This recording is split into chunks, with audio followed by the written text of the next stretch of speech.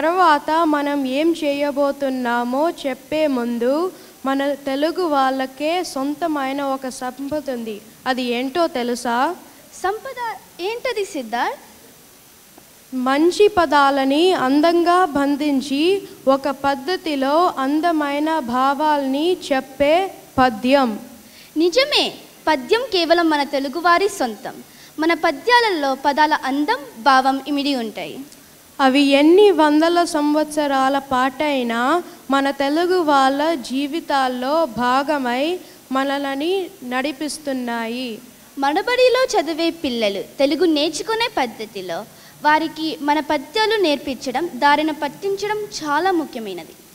ప్రవేశం పిల్లలు పద్యాలతో పాటుగా కొన్ని మంచి పాటలని పాడి వినిపిస్తారు. చూసి ఆనందించండి.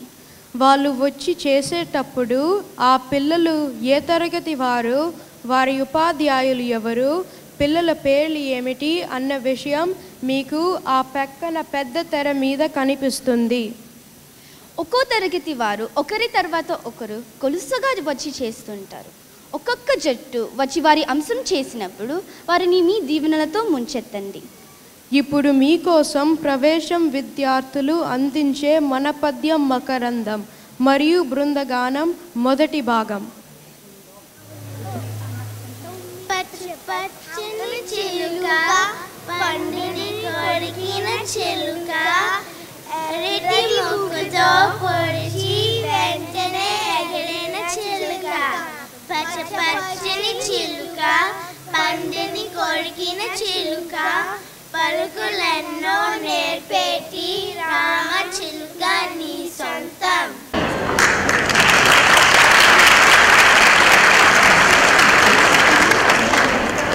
అల్పుడెప్పుడు పలుకు ఆడంబరముగాను సజ్జనుండు పలుకు చల్లగాను.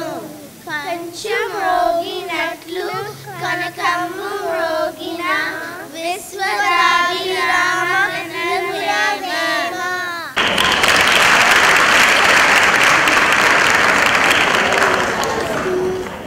ఉపకారికి నుపకారము విపరీతము గారు చేయ వివరింపంగా.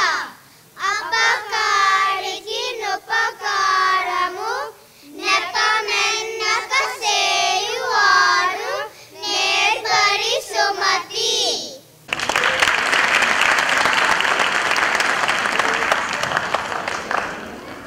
చందమామ రావే జాబెల్లి రావే కొండెక్కి రావే కోటి పూలు తేవే బండెక్కి రావే బంతి పూలు తేవే తేరు మీద రావే తేలు పట్టు తేవే పైకిలో రావే పాలు పెరుగు తేవే అరటి రావే పనస పండు తేవే అరక కొండ రావే అరటి పండు తేవే అన్నిటిని తెచ్చి మాయికి ఇవ్వవే.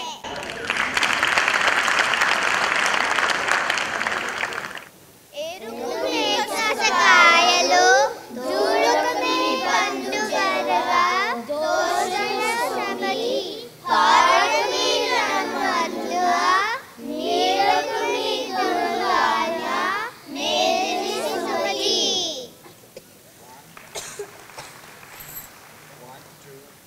రొద్దును లేవాలి పల్లని బాగా తోమాలి గ్లాసులు పాలు తాగాలి స్నానం చకచక చేయాలి గనుని బాగా నూవాలి చకచక పనికి వెళ్ళాలి నురుగును దండం పెట్టాలి చరువు బాగా చదవాలి అమ్మ నాన్న మెచ్చాలి అమ్మ నాన్న మెచ్చాలి.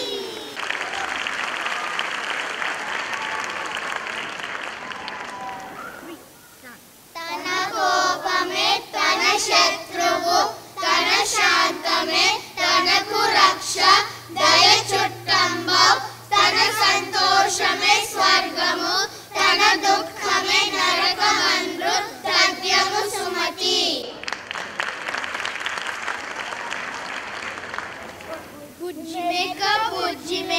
ఏడకెళ్తివి రాజుగారి తోటలోన మేతకెళ్తిని రాజుగారి తోటలోన ఏమి చూస్తివి రాణిగారి పూల చెట్ల సొగస చూస్తిని పూల చెట్లు చూసి నీవు ఊరకుంటివా ఊరుకోక పూల చెట్లు మేసి వస్తిని మేసి వస్తే తోటమాలి ఏమి చేశాను